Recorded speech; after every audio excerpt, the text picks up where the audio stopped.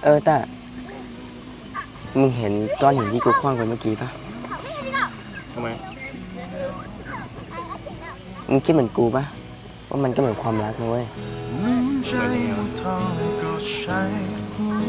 ถึงกูจะคว้างไปไกลแค่ไหนอะแล้วก็คว้างไปใกล้แค่ไหนอะสุดท้ายอะมันก็ต้องจบอยู่ดีเว้ยมันก็เหมือนกับว่าถึงแม้กูจะรักเขาแค่ไหนอะสุดท้ายมันก็ต้องจบอยู่ดีถามจริงๆนะพี่อะชอบพี่ตาปะอะไรวะกินข้าวกัน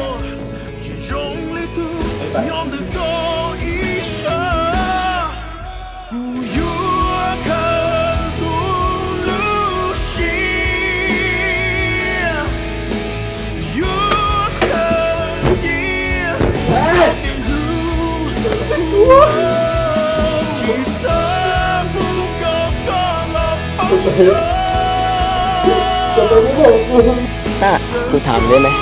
มึงเคยแอบชอบใครไหม